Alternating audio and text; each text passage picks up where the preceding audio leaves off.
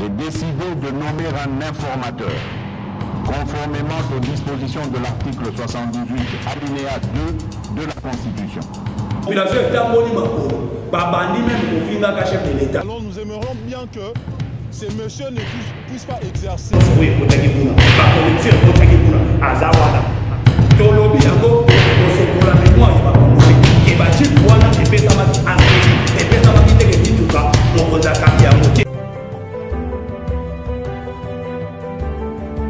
Bonjour, Balandinho sur Linga Congo Télévision. Bonjour, bonsoir d'abord. Moi, je suis junior de la FCC Keba, je suis un peu sous les lots et dans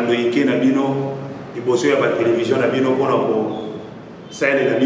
des pristages politiques, il y a l'actualité, il y a Mokanabiso, Touti Wapi, Tokomi Wapi, Tozo Kendoa, Nenge Tolobaki, Biso Nambo Kanabiso. Nous sommes une jeunesse consciente où ceux qui ont habité, pour que les pays avancent, il faut qu'on parle. Il faut tout loba, il faut tout téléméla, tout dénoncer, makambu ya mabe, makambu ya malamu pe to ko encourager, to bois que les amours ba flair, ndenge mesana, to za liboso ya ba télévision. Ba actualité, où ils allaient essentiel to kolobela lelo, to ye ko épingler d'abord pour entrer dans l'actualité politique, to ye ko beta mela. Oyo biso ba parlementaire debout tozo belelaka na visite Chimanga a retiré plainte na ye oya ti awa kotisi ndeko na biso moko collègue Joël Kitenge na prison makala inutilement et to koyebisa na visite Chimanga soki lelo yo komi conseiller ya chef de l'état place wana c'est grâce à nous les combattants biso nde to sali musala to mobiliser to bundi o lelo bino ko kenge na ba fonction ko sana mo lelo ba conseiller soi disant et à conseiller, au commis qu'on peut plainte dans le parlementaire, les communicateurs de l'EPS, inutilement, Joël Kitenge n'est pas un criminel, mon toit à Boma, mon touté, a mérité pour mon Konzambo Kalobaki, l'État détruit pour Zalaka, ce qui continue à Moka, mon toit pour répondre à la justice ou à Salimabé. Ou à Salimabé, à pour répondre à la justice.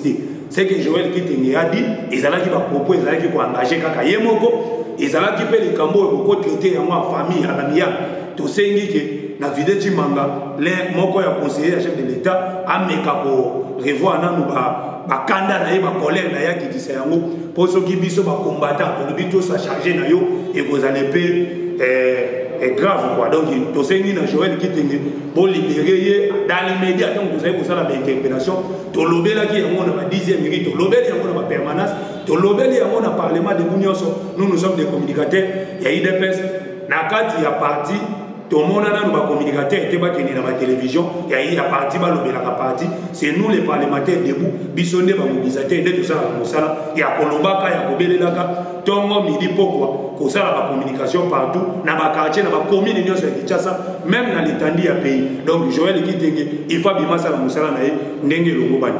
Tout côté maintenant, dans l'actualité politique, état de siège à Nitouri, les effectifs militaires renforcés pour traquer les rebelles à Bounia.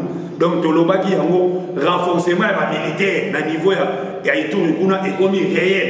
Awa ezali siko opération Sukuma mon konzambo kalobaki a retarder les sous-soutés na makambo état de sécurité kuna. Il va faire à tout prix que insécurité à l'est des pays ici là pour que la paix et zonga développement écoute. Le lot outil comme renforcement il y a des militaires na niveau ya Ituri na niveau ya Nord Kivu to fester yango des jefans na militaire oye wana donc même bango moko population ya Bunia bazali ko comprendre te soldat komi kuna partout komi même au côté église libanda kuna soldat au côté na kati ya école ozotanga bana kelasi libanda kuna ba soldat na ba char de combat na ba yana eza libanda wana donc elingi kolobaki soki to pesaki mboka oyo tana ba milice pendant 18 ans basala makambo basalaki mais ngonga ekoki que tous ces milices là basala traquer démasquer to neutraliser bango histoire wana esila po to lembi komonaka ba mama na biso basala ka violer là-bas les ambas basala décapiter à tout moment nous sommes fatigués de ça et to kolobela lisusu likambu ya conseil des ministres oyo esalami mokolo ya lobi vendredi badopte baloi baprojet de loi ya kokitisaka baprix ya babillet d'avion eloko oyo tolobaki okolongwaka na aéroport ya njili awa po voyager okende na Goma ondiri ozovoyager ozokende Afrique d'ici de Johannesburg mais okoza kaka na kati ya mboka na yo et premier ministre Sama Lukonde tofesite ndenge azwi bamessage dragonienne, il y a beaucoup qui ça va prix, il y a un billet d'avion. Sauf que l'on voit au Kenya, au Guadeloupe, au fout à 400 $. Prix un billet d'avion est comme ça $50. Oh, il y a bon, mais l'on voit $350 et qui à $200. On a de féliciter conseil des ministres, n'est pas ici. Peto Kolomila des sous, les Cambouya Mounène, actualité Mounène des alliés, hydrocarbures, ministre hydrocarbures, Didier Bidoum. Oh, il y a mettre fin contrat de partage d'exploitation entre la RDC et des sociétés liées à Dan Jagler sur le lac Albert, société appelée OIL d'ici. La société wana Dan Jagler et ça la société moko yakande ko ibaka copier mosolo ya peuple congolais. To sepeli na son excellence ministre hydrocarbures Didier Bidoum nemo vi courage wana. Pour la ministre belé ba deki na Congo bazoki ba courage oté. Ministre son excellence tozali ko féliciter yo pe eloko moko koyela yo te yo za combattant ndenge moko na biso ndenge tozali ko belela ce milliardaire mafia wana Dan Jagler azo mérité balongo bakata ye ba contrat ba licence nyonso soki balongo na exploitation ya ba lac ya ba carburant ya ba ndai ko sala kana lac Albert ba kota pe na ba cobalt tata wana aluta Israël kuna ya na Congo aya ta na $2 millions te aye awa kaka tango akoti na ba magui ya Hippolyte Kanambe Pablo Escobar l'homme de Kingakati baba bemele o madida abandi ko kendaka ko visiter ye madida lobaki rete mokonza mboka Félix Sekele Tshilo baza kolabo azali collaborateur ya Kabila pater placebo mais lelo yo ke kolia pondu ya mama Olive Lembe okoyebisa ba kongomani ne okelia pondu ya Olive Lembe na Kingakati au monde n'engage to ebisaki bino ata bosala ki fort combien bosangani vous allez échouer dans votre plan là tata biso ba combattant to pesa kabino déjà mbela n'engage to za na pouvoir bon préparer déjà 50 ans à l'opposition vous allez faire l'opposition et puis plus longtemps par rapport à nous quoi biso to sala ki wana 37 ans ba tata na biso ba mususu ba bondi ba tiki liti o biso to continuer yango lelo nous sommes au pouvoir. Et vous croyez que nous sommes là pour 5 ans. Oubliez ça, messieurs. En tout cas, nous sommes là pour un peu beaucoup de temps. Oh, bino boko salaka ba fond commun bo kei bo sangani na Kingakati. To yebi que c'est tata wana musitu ndazo me maka yokuna. Po musitu ba piyaki mosolo ya peuple congolais na Kabila longo. Soki to lobito ba na Polande la ka ba ancien premier ministre. Oh ba détourna musitu azana kati. Ati Valer ya tata wana musitu il est là dedans. Ya ngoto sepe le ministre ya hydrocarbures Didier Bidoum ndeno kati ba contrat. Toyoka qui déjà ministre ya hydrocarbures a lancé déjà projet moko sur lac Kivu ya ko exploiter ka gaz méthane wa lac Kivu monita ou bato wana basali 18 ans na Congo bande ko na biso bolanda na bien basali 18 ans lac Kivu wana ezana ba gaz yo ba bengi gaz méthane mais na niveau ya Rwanda na Uganda ba exploiter ka yango mais na kati ya mboka na biso gaz wana ezaka non exploité toyebi te pourquoi ba milliards et des milliards oyo eza na poche ya Zoé Kabila ya Jeannette na Barnabé Kika ya Binga Rubi na makambo ba carte visa ba mbongo wana bakokaki kozwa yango te bakende kotiaka yango na la mpo ba exploitaka gaz méthane ntango volcan éruption volcanique esalami elulaki ekoma danger ba gaz wana banini oyo babengi balave ya volcan ekita na kati ya lac mpo ecreye explosion donc la province lokola Sud Kivu Nord Kivu elingaki ezala exposé na danger yango omoni ministre azwi courage ya kobanda kotya mena baespere bazali koya mpona koexploite mena gaz méthane mpona kobanda koexploite bagaz e balobi yango revenu na kese ya l'État 40 milliards de dollars américains soki tobandi koexploite yango bino bato bandaki kotunaka Tshisekedi oyo akokomisaka budget ya mboka na 80 milliards akozwa mosolo wana ezali bastratégie politique au mokonzi azali kotia sur terrain nde komemelaka biso ba recette kaka gaz wana ya lac Kivu ekomema 40 milliards na kese ya l'État donc ezali déjà moi ba avancé significatif na développement ya mboka na biso oyo Congo mokonzi mboka lobaki bo toyoki na Kivu na bunya pardon chef bandeko na biso mokonzi lobi pour développer ce pays ezali kaka ke volonté politique esala volonté politique, volonté militaire, volonté à niveau de la magistrat, volonté il faut ça. Bon, on a une mafia, on a bocha mupanti. Bossa les nanas nous mena intérêt à peuple bocha ni bosso. Mon konzalobi toza na 145 tribus. Oh, ils allaient na moka na biso. Dans notre pays, ils allaient roger na 145 tribus. 145 territoires, pardon. Et na 145 territoires, on a mon konzalobi kaka mena. Gouvernement peut sa mosolo dans chaque territoire moyennant quelque chose pour développement de la province de Salama, dans le territoire et non dans le gouvernement provincial. Donc, le gouvernement provincial, il y a un solo et l'équipe est dans le territorial. Et dans le territorial, il y a mais comme l'université à partir du territoire, dans tous les 145 territoires, où il y a Nakati Yambo Cannabis, où il y a une vision à Yambo, tout le monde Cannabis, tout soutenir cette division-là et vous allez pour l'intérêt du pays. Donc, au signaler les sous actualité à Mounene, les ingénieurs égyptiens sont déjà arrivés à Kinshasa pour construire une nouvelle ville de Kinshasa. Donc, il y a un monument conseiller dans la vision, il y a une ville qui est Kitoko, à niveau, il y a Babatili, Bamaloukou, Bakotokuna, et pour ça, la PECI, et des encourager maintenant la population, où il y a finali Koto. Maintenant, biso ba mususu to kenepe kosomba ba villa na biso ba kotokuna donc banda ko vivre les ingénieurs égyptiens sont déjà ici à Kinshasa to mona ki bango et to uti ko yebisa bino pona makambu ya Ituri ba soldat ya FARDC bazala ki formé na Kisangani ba sofani ebele na niveau ya Ituri pour maintenant aussi lisaka insécurité ya est wana ba soldat ba ye tellement ebele ba soldat égyptien ba parachute commando égyptien bazali déjà na terrain. Awa touti déjà Bolanda ambassadeur États-Unis Mike Hammer tant qui est na est ayebisi na gouverneur le général Lima message clair que non vous avez tous les soutiens des États-Unis d'Amérique donc elingi koloba makambo ezakuna na est bino bato bozali aba politicien ya ba dongolomiso bozali kosalaka ba mèche noire na bino ba likita ya butu pour déstabiliser le pays. Tant pis pour vous parce que vous l'avez déjà déclaration États-Unis d'Amérique soutien total ya force armée congolaise ya moka na biso oyo mokonza mboka akendaki koluka B27 pona kolobela lisusu bandeko na ngai tokolobela lelo lisusu likambo état d'urgence sanitaire et ya covid oyo ezalaki lancé na mokonzi ya mboka azwi ba mesure ndenge chef de l'état azoki ba mesure wana biso nyonso tolandaki yango mokonzi azoki ba mesure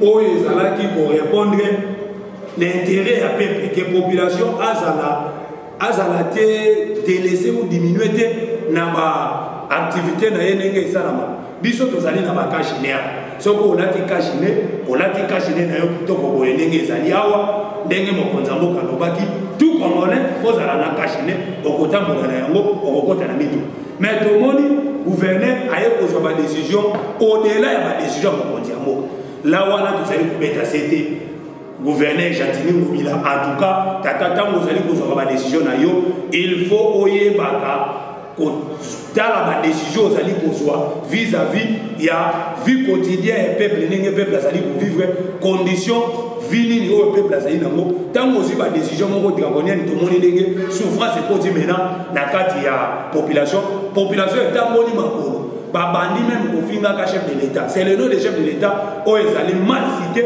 na ba décision vous allez kozwa tant vous allez kozwa ba décision il faut kotala to kolobela pe likambo etali makamba mujana policier oyo ujana chez bandeko nanga ba congolais torchona torti oyo ba policier ujana bazali kosala toyebi te ba policier wana soki ba wuti mokili nini bazalaki formé comment ba policier oyo bazali kombo soki ujana oyo batondi awa na Kingabwa bazali kosala ka ba torcho ko torturer batu toyoki même basali kuna ba kasho na bango kuna na niveau ya Kingabwa kokotisaka batu kobombaka bango na kati ya kasho kuna soko ofuta amani te babandi kobetaka yo le premier ti le 30 soko ozwi malade obeli kuna do basala mwa prison na bango kuna na niveau ya Kingabwa toyoki ba information kuna tosengi pe na ba service ya sécurité et ya renseignement bakende kolandela nanu bandeko wana soki baza basoda o baza mal formé bazwa bango nyonso bakende kanya makasisi bakende kosala bilango biso toboyi na kati ya mboka oyo justice ekoti état de droit ekoti et comme un groupe de soldats civiques babanda ko terroriser population même muto a kashine kosenga bako ba man ko torturer batu ko fouetter batu nous sommes en plein 21e siècle mais ba policier wana uchana bazali ko beta est-ce que Jatini Mutu tango azoki ba décision na ye est-ce que tindika ki ba policier wana ba kende ko sala ba tausho bazali ko sala wana ba uchana wana ya moto lobby ce sont des policiers oyo bazali mal instruits bazali ko détruire image même ya mboka ko torturer batu droit de l'homme ezali même pas respecter na ba policier wana ujana baza ba policier moko baza même pas na ba commandant même pas na ba capitaine même pas na ba général o bazali ko diriger ba moko baza na ba commissariat te o ezali ko diriger to administration moko e diriger ka ujana donc baza lokola bana na bana basoda moko bakutani bana na bana ba former bango ndenge milisi oyo Kabila préparaki biso na Kinshasa awa ya mwana nda formaki ba ujana wana voilà le loba conséquence soki mitindo moko ezwani ka consommer na l'état paf bango ba récupérer enfin wana ba bandi ko torturer ka population tozali koyo quand même soki ba tabasser yo ozili wa kuna ba bwaki yo na flip OK na yo ka bongo yango to sengi na ba service ya renseignement tozali ko interpeller bolandela nano ba policier wana pour toi c'est trop nous sommes dans un pays où on konzaye ko bongo la makamo justice il faut ça justice est à la pembeni de la population justice est à la pour accompagner le peuple ce qui peuple se sentir délaissé justice est intervenir l'intérêt du peuple congolais en tout cas pour le phénomène Tchad tu conseilles un ministre intérieur assez loquito où il y a des mots qui sont combattants tata na biso ya uti na kati ya ndako ya IDPS talana mlikambo wana ya policier ujana wana nous sommes fatigués avec ce genre de civique wana bazali ko sala torsion soni wana ya polu ya Kingabwa et commission na bango ko sala ka torsion biso to lingite peuple congolais azala ko kritika ka chef de l'état gouverneur ba décision na yo to sepeli nengo zongi na raison ya kozonga nanu ko zongi za moi makanisi sima parce que ba décision wana et pesa qui vraiment image moko ya bien te na ville de Kinshasa ba tamboli ba makolo ba inciter même le nom de chef de l'état or que mon konzamoka azoki ba décision o ezala ki ndenge yo oyela ki na yango te to yebite soko zo jouer carte ya nani mais soko zo jouer carte ya union sacrée ya chef de l'état tikala na vision ya chef de l'état soko zali na sous carte moko boye oyo zo betaka na se wana to koyebisa yo tata longola déjà idée ya carte wana oyo zo jouaka na sesi wana po Kinshasa ezali unité wana to ko interpeller to rappeler Kinshasa awa ezali une ville oyo ezofandisa plus de 10 millions 12 millions de Congolais bazaki na Kinshasa awa soki koluki ki ba guerre civile seulement et cause la catastrophe même bino moko boye ba ndenge ya gérer ya moté que guerre civile continue na Kinshasa awa iyo ngobina kuno boyeba bokima quand même Kinshasa awa donc il faut comprendre yango ki non les pays tous en besoin makambo avancer biso dans un pays où ils allaient abandonné totalement côté économique côté social abandonné donc population ils ont vivre des jours et des jours donc ceux qui population a limité à quel côté abonné à quel tika population a tcheka chine naïe à côté na moto à quel côté to kosenga na peine ma congomani ba congolais bozola na biso oyo moko ya bino mwana mboka chine obela ni FCC keba tozali kosenga ke bakashi ne ezala po maladi ezali soki bazwaki bazwi ba image ya hôpital ba centre oyo bazali kobela soki batie yango vous allez comprendre dimension nini oyo ba centre de santé na biso ba hôpital na biso ezali bondé dans monde batoni kuna maladi ezali to respecter ba geste barrière to tia bakashi ne et kozali loko moko ya malamu pona te to réaliser dans maladie et biso na kati ya mboka et quoi ici même économie à monde ati et biso soki mboka ezali ko avancer moi malemi pour na maladie et koti to respecter ba geste wana pour ça bien pour biso même population ezaka ko boyaka vaccin to lingo soité makamutu bazala boyate wana te biso makambo wana etali biso te mais comment to ko réaliser maladie o ekende to changer pe ma total pe makambo susu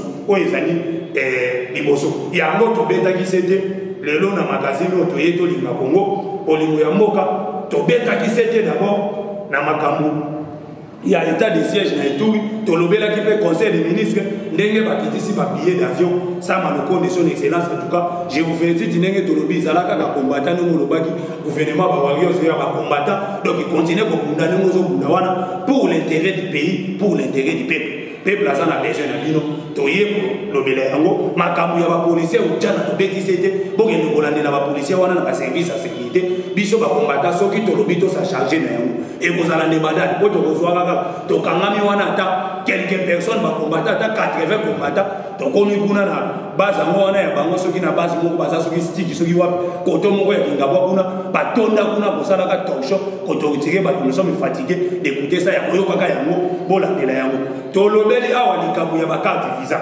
to poto chité bonduki mosolo ya peuple congolais na makambo ya ba carte visa lelo kokomi koyate makambo ya ba jeep et comme il est débat bolongoli débat ya ba carte visa kotalisi na makambo ya ba jeep mais Kabila tant azalaki ko dirige ka Congo après ça ba député ba député ba prado ba XX soki ba TXL après ça bango ba jip après ça ba $80,000 mon député alingi ko zo député azui $80,000 ba jip musu après ça na crédit to lobby yango to kosokola mémoire ya ba congolais ke ba jip wana et pesa maki en crédit et pesa maki te ke bituka mon konza Kabila yango te ba pesi na crédit soki yo député olingi ko zo yango te otiki na yo to forcer na biso te aza ba jip wana oya kolinga ko zo azui yango ya crédit ba bandi ko kataka yemo mais ba député ba kota l'Assemblée nationale na vélo sous mandat ya bokonzi yango bande bino kolingi yango député ya Assemblée nationale na moto wewe asali accident libanda ya Assemblée azui blessé si makoti na plénière ake ko voter ba loi pour na moko vous voulez ça bolingi yango ke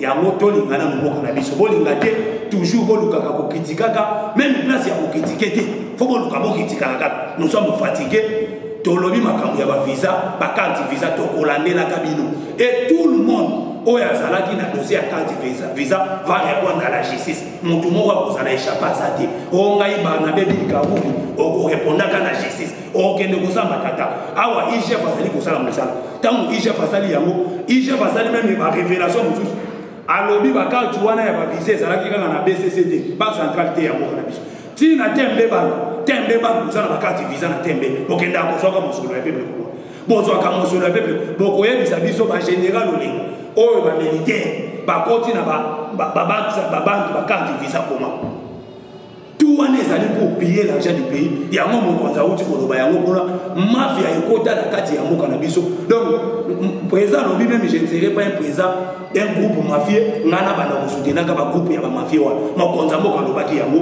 donc mafia wana nyonso il faut ezala démantelé yango bouti kolanda 3 officiers ya FARDC baza déjà arrêté na cours militaire ya garnison ya Itu donc tolingiki ba militaire wana ba officier wana bayebisa biso banani baza na sima na bango ya komatisa ka effectif ya ba militaire tango ba effectif ya ba militaire na est baza autant de militaire mokonzi azotinda o babengi ration to ba biloko ya ba soldat solde ya ba soldat ezokende kuna vous êtes en train de détourner ba biloko wana au détriment ya ba militaire baza na fond tomoni nombre ya ba militaire musu balongwe Kisangani bazaki formé na Kisangani autant de contingents ba militaire bakei na beni bakei tout pour lutter bazocha ba vie na bango a danger là-bas et vous êtes là pour détourner donc au sein la batata wana officier wana président de la République comme commandant suprême ya armée ya mboka na biso il faut bazo papende mo bakende na mbela totika la komona bango lisusu te na kati ya mboka na biso awa Congo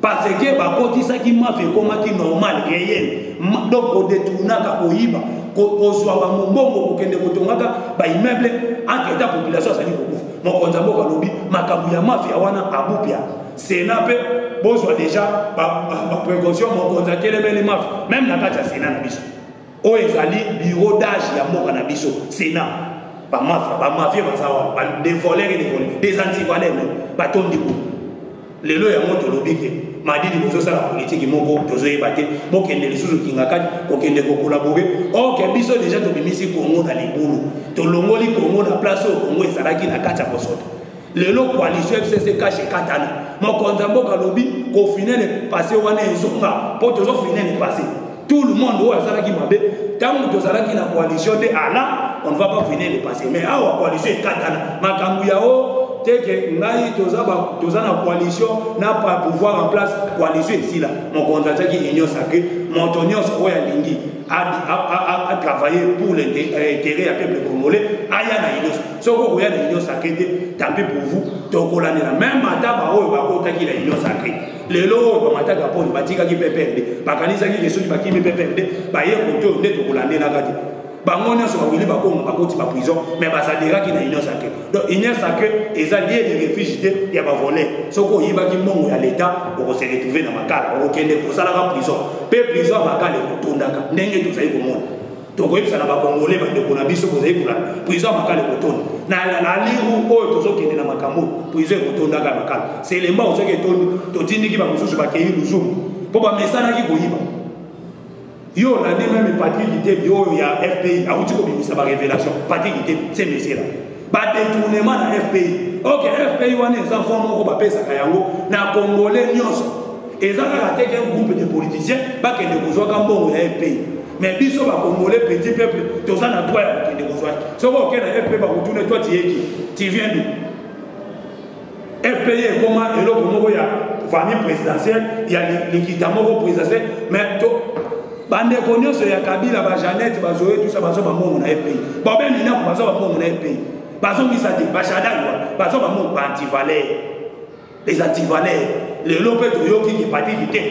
Tant mon qui était il chef à côté lui a le non, je ne vais pas mourir seul. Ba conseiller peut quelqu'un conseiller chef de l'état ba impliqué na makambo ya FPI. Yango to bolo. Na bino ba conseiller ba chef de l'état. Ceux qui vont comprendre qui était que l'IDPS c'est un parti social démocratique.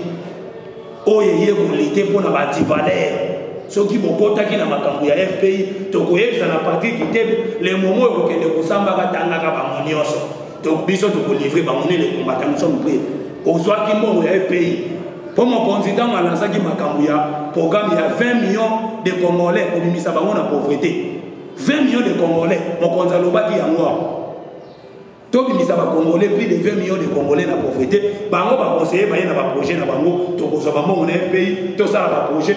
Tous ces montants-là, mon solo besoin, va conseiller chef de l'État, va juste une FPI, Batika là, ça aucun projet.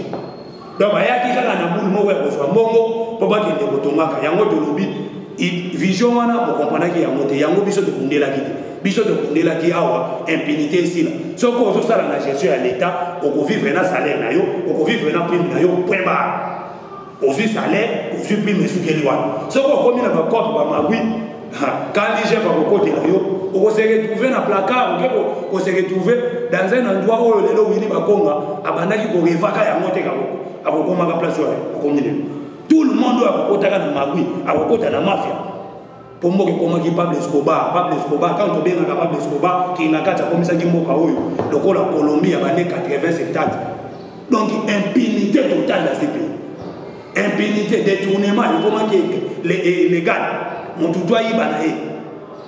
Au monde, il va milliardaire, ma fille, donc on a banane de Jacqueline. Alors ça, la POT, association Bisso. Il y a Bisso quoi? Il y a Bisso quoi? Vous avez détruit ces pays. Vous avez détourné l'argent des pays, beaucoup de milliardaires. Le loya dans l'opération, il y a Bisso quoi? Bisso va combattre au compte à la fatigue ou à la terre, Bisso. Bon, soit un musicien, un comédien, un flatteur, un bon sanité, vous flattez. Bisso, vous êtes des anti-valets, vous traquez Minoti Nasuka. Dans les aglaires, il y a un contrat tata, vous avez tous les contrats. Il y a un contrat minier, un contrat et il y a un carburant, il y a un carburant, c'est fini. Ces histoires-là ici, mon konzambo kalobi, tant que investisseur australien va y avoir un Congo, va coûter un chef de l'État. 1 milliardaire australien, n'a pas besoin de Forkis, a coûté un chef de l'État lobby, n'a y a 100 milliards de dollars américains pour n'a pas barrage à Inga. Bon, il y a un message à mon konzambo à envoyer 100 milliardaires, au coûte 100 milliards à Inga, pour renouveler la turbine à Inga. Mais intérêt à peuple, il y a un contrat où ils ont c'est ça un président qui aime son pays, qui aime son peuple même. À tout niveau, on a milliardaire intérêt à peuple les Zawat, na contrat. C'est ça. Donc, et là, il faut payer ça pour les policiers au Congo, les sons. Makambu Yabadji, ils ont faux débat. On va dire que faux débat. Donc, on dit que les députés à Congo ne battent pas dans vélo, dans mandat, les députés à Congo dans vélo. Mais dans le mandat, Kabila pendant 18 ans, les députés, au côté parking, il y a des députés, au bout de la sortie, il y a tout le monde. Mais comme il y a un mandat, tu sais que les députés sont dans le vélo. On a besoin de tromper le peuple pour que les Kosala, les Kitana, Madidi, Namuzitu, Kabila, et les bishops, les députés, tels, tous les gens qui sont dit pour ils allaient corruption. Tu sais que les gens qui ont la corruption. Son directeur, il y a un cabinet proche de la Zamakala. Le lobby est DG à Raïban a mis 7 millions de dollars.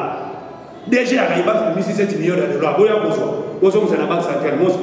Tout le monde est voté à Kamé. Mais montrez-moi là où j'ai volé. Mais c'est tu as volé.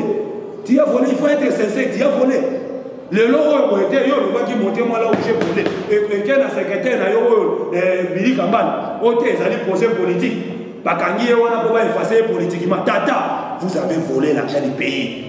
Laissez cette blague là.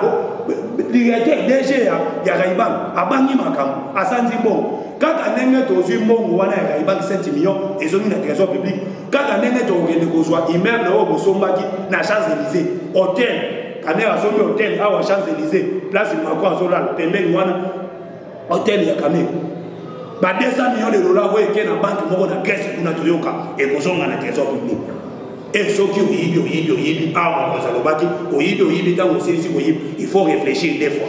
On réfléchit, il faut aller dans le mouton, mon solo, on a la poche. Et ça, il y a tout ça, dans la qui cop, tout ça, mon solo, on a voix normal. Ce qu'on tourne, mouton, il jette dans son côté, il y a Dieu qui et l'on dit, il jette comme il ressemble bien. Tous les mandataires publics, les mandataires publics, les PDG, il y a des entreprises publiques, des volets, anti-volets. Tous, SNEL, Régie des eaux, SSS, OCC, SPT, tout, le bâtiment, tout va voler, voilà. Vous avez détruit les pays. Vous avez détruit les pays et nous n'avons pas peur.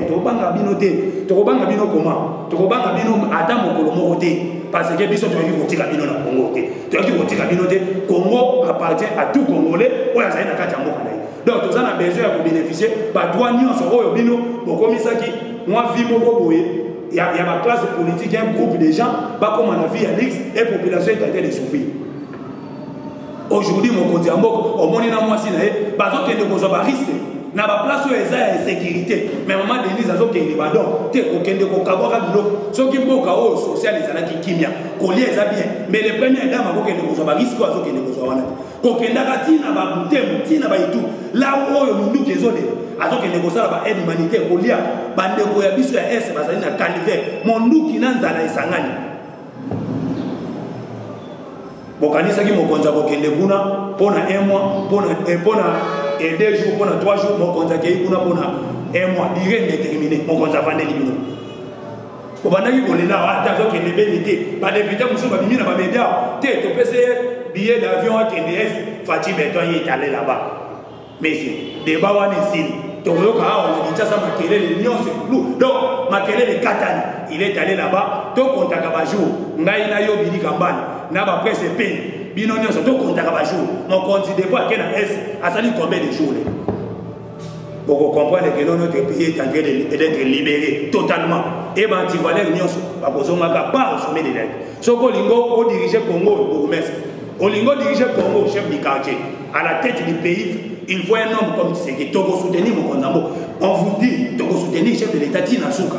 Kabila Zana Badel, Tinaïti, le loi Sakana Kibaka. Bishopé Togo Salaka Badel, Tshisekedi. Même mandat de Sili.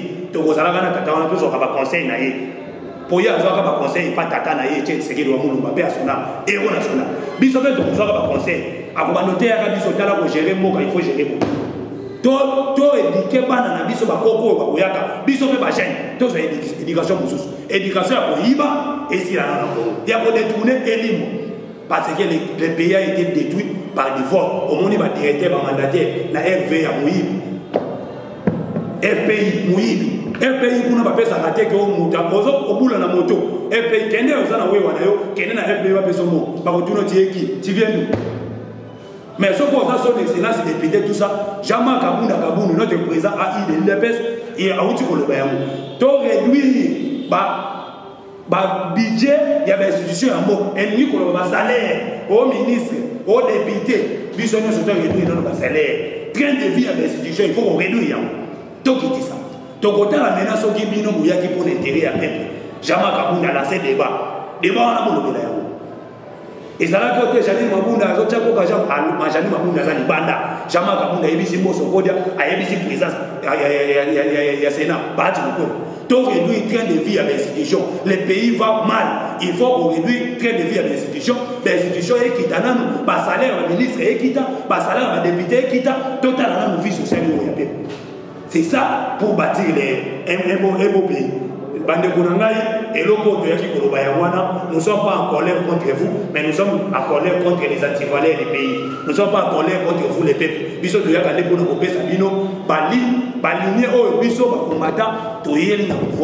pour changer les choses. Et le lot aligné, ezopela mwinda mokonzi mpe akei kotalaka mabwi nyonso oyo ekotaki kuna bacorruption ekotaki kuna aza wana azoexamine nyonso na Kagame azoya wana pour dire que non ake awa koto ezali biso te Kagame azowangana ka makambo nyonso kuna Kagame akomi kowanga Kagame akomi kowanga na kategorikima ke ezanga ete monsieur le président makambo na bino ya este etali kaka bino moko kuna bakongole yango tolobi problème ya Congo eza na Rwanda te eza na Kigali te eza na Uganda te problème ya Congo eza bakongole un officier na kati ya armée congolais azodetourne na mosolo ya peuple congolais omatisaka effectif ba militaire ote mokonzi bazali 21 000 oke bazali 10 000 antivaleur. J'ai dit et je vous remercie. Ciao. Boutika la Malamu, Linga Congo Télévision, numéro de téléphone, ils allaient plus 243 91 02 47 120. Plus 243 91 02 47 120. Linga Congo TV. Pour s'abonner ma casse, pour la Namouana Moka, Junior Belami, FCC Keba, Nenge Tobesana, Parlement de Bouo, Chemin Tongé, communicateur de l'IDPS. Nous sommes là de garder du temple.